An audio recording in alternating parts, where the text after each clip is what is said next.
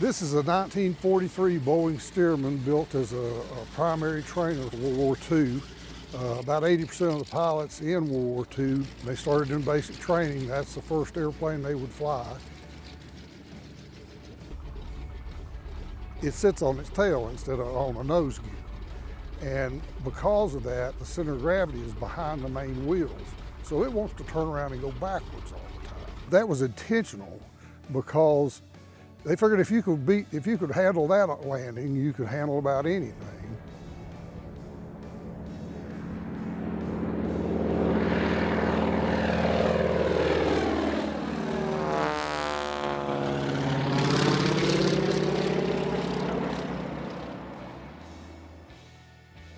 Dennis Dunlap loves flying his Stearman.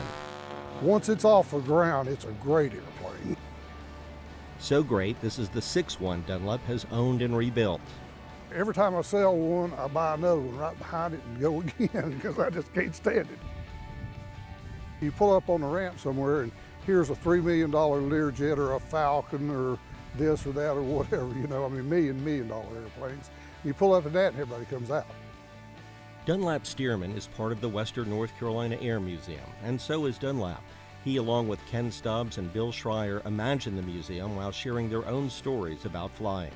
And they had the idea to kind of establish something that people could come and visit and share in those stories and experiences, and it grew quickly from there. They founded the museum in 1989, making it the first air museum in the state that was first in flight. We're essentially, you know, a hub of all groups of aviation and a place for people to come together and sort of experience and share ideas. The museum is connected to the Hendersonville Airport, the oldest private airport in continuous operation in North Carolina. It houses 23 aircraft representing 8 decades of aviation. Most of our planes are donated from the local community and others from outside the community that want to sort of preserve mostly the Carolina flying heritage. Some of those still have their current, flight worthiness certificates. Although we don't fly them, we encourage everyone to be up close and personal with the aircraft as opposed to static displays at a distance. It's very rewarding when families come in and say, well, gosh, we've never been able to get close to an airplane, and so they're able to come here and really tap into our resources.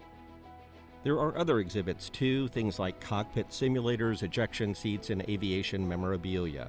The museum has an annual airfair where people can not only see but also ride in a vintage plane. Visitors can also watch volunteers doing aircraft restorations, many of whom are veteran pilots themselves. They're up close and personal with the people who may have built these planes or who continue to work on them, and the people who fly them or the people who design them.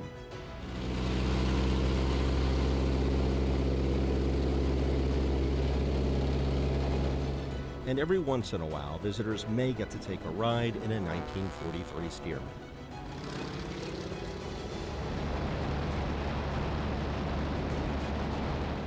And that's a very good representative, aircraft of what the museum's about and the type of heritage and how those aircraft touch many people throughout time.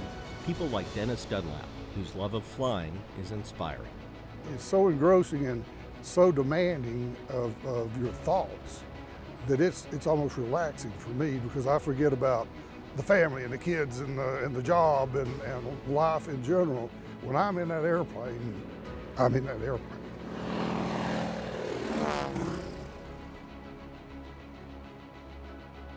The Western North Carolina Air Museum is at 1340 East Gilbert Street in Hendersonville, and they're open Wednesdays, Saturdays, and Sundays from noon to 5 p.m. Admission is free. For more information, give them a call at 828-698-2482 or go online to westernnorthcarolinaAirmuseum.com.